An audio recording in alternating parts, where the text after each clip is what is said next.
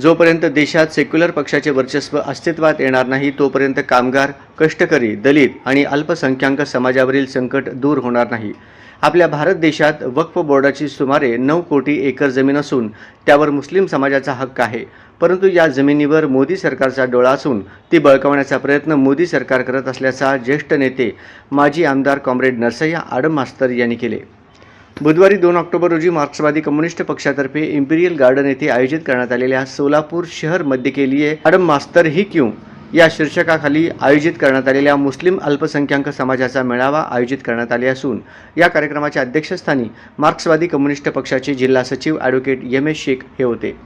यावेळी मंचावर सय्यद इरफान, हरेनगरच्या चेअरमन नलिनी कलबुर्गी, वाहतूक संघटना संयुक्त महासंघाचे प्रदेशाध्यक्ष रियाज सय्यद, फियाजुद्दीन आबादी राजे, अकील शेख मेंबर, जाफर मुल्ला, पीर अहमद कुरेशी, अकील बाशा शेख यांची प्रमुख उपस्थिती होती। या मेळाव्याची सुरुवात राष्ट्रपिता महात्मा गांधी यांच्या जयंतीनिमित्त महात्मा गांधी यांच्या प्रतिमेला पुष्पहार अर्पण करण्यात आले। या प्रसंगी आडम मास्तर आपले मनोगत व्यक्त केले।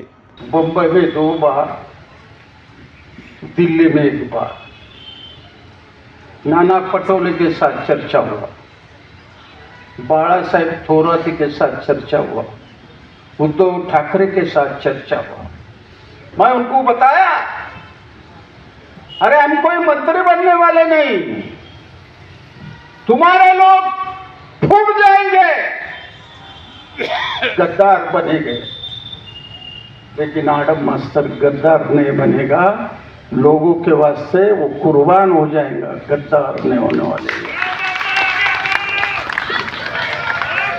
नहीं, आज 50 लोग गद्दार बने नहीं, वो गद्दार का बादशाह बना एकनाथ शिंदे, और वो बोलता है रामगिरी महाराज के केस को धक्का नहीं लगाने वाला हूं। अरे एकनाथ शिंदे, जल्दी असेंबली में आने वाला हो, तेरा हिसाब चुकता किए बिना चुप बैठने वाला नहीं। कार्यक्रमाचे सूत्रसंचालन चांद मुजावर यांनी केले। कार्यक्रम यशस्वी करण्यासाठी दाऊद शेख, आसिफ पठाण, अकील शेख, अबू हुरेरा शेख, समीर शेख, बजरंग गायकवाड, नरेश दुगाणे, युसुफ शेख, मजहर आगबाले, हुसेन शेख आदी मुस्लिम समाज बांधव मोठ्या संख्येने उपस्थित होते।